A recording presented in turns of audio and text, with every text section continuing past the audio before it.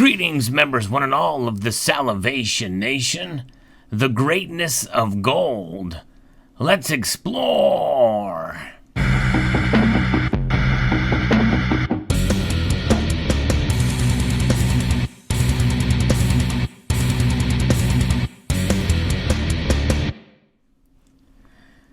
I think most of us, even if you have never ever owned a single bit of gold in your life, you understand, at least to some extent, the value of gold. And I believe if you do have that fundamental understanding of the value of gold, which I'm going to talk about a little bit more here in a moment, then more than likely it won't take you very much to come to the conclusion of the greatness of gold. Gold, like what you see before you here, really elicits sort of an emotional response in a sense, which in some ways can be dangerous. People have fought wars, nations have killed for it. There has been a lot of ravages, savages, and environmental destruction over this metal. But there's also been a lot of good that this metal has done. It has constrained societies to a degree as well, because it can only be mined. It cannot be created out of thin air. It can be essentially refined and constituted in various different forms. And that is the understanding of the value of gold that goes back literally thousands of years. The first gold that was discovered and refined separate from silver, because the very first gold that was really mined as coins was in a form called electrum, which is the combination of gold and silver together in a natural form. But gold, once it was separated out and refined, it has this brilliant yellow color. It is a very soft metal, very malleable, and its beauty was very different than all other metals out there. Most of the other metals had sort of a silvery color, and even though silver itself is the shiniest and the brightest of all and most reflective of all the metals out there, gold has this unique yellow color to it that makes it stand out. It also has a certain amount of density that is second to none in the recognized precious metals, especially considering its rarity compared to silver, but not so rare that it cannot be created into coins or adorning other objects, plating other objects. Because of its malleability, a very thin sheet of gold can be stamped out while maintaining its integrity and its durability. And that is one of the other appealing aspects of gold that makes it a store of wealth and also status. You know, for instance, if you have a gold-plated electronic device, for instance, you know, it has a special look and prestige about it. These coins here contain 90% gold, and they circulated as money in the years from which they were issued. And it is really something of wealth and of substance to be able to hold one of these in your hand that may have circulated well over 100 years ago.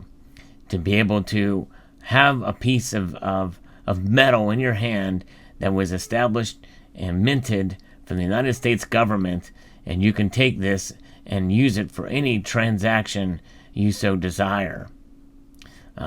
It's been said that a coin like this in its day could buy you a very nice tailored suit.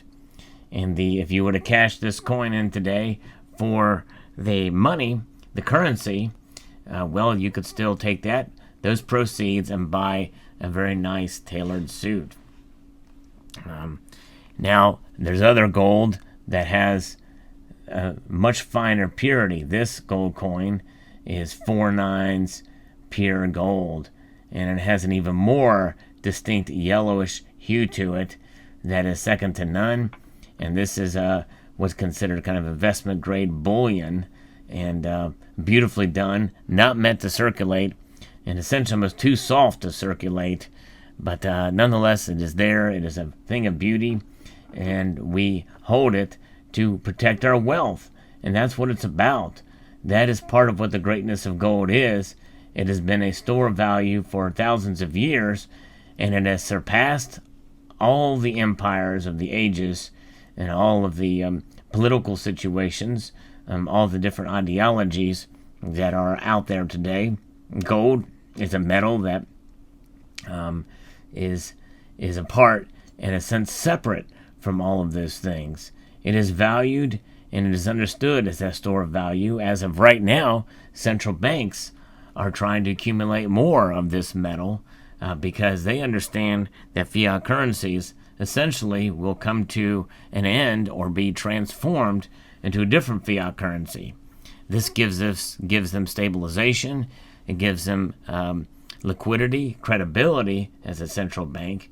And I believe that each of us have the distinct privilege here in this day and age, and really, in a sense, right to be able to purchase gold, to be our own central bank. Because, in a sense, when you hold this gold, you are essentially participating in a system of being able to have an asset class that has been recognized as money and as beauty for thousands of years. And so that is part of what the greatness of gold is about, because it empowers you, the individual, to preserve your own wealth by exchanging fiat currency, an asset class. Every time you have a dollar bill, that dollar bill will eventually lose more and more of its value each year. And so therefore, this note here can be traded for the market price for one of these pieces, and you will be able to essentially preserve that value, whereas holding the note in your hand, well, over time, that dollar will decrease in value, and therefore separating you from the power of being able to maintain your wealth status. And really, it's not about getting rich or being rich, because gold is not a metal that is there to make you rich. It's only about preserving that which you already have. Think of it as an insurance policy, in a sense. The prices fluctuate, but the value remains constant. That fluctuation of prices can be compared to insurance premiums.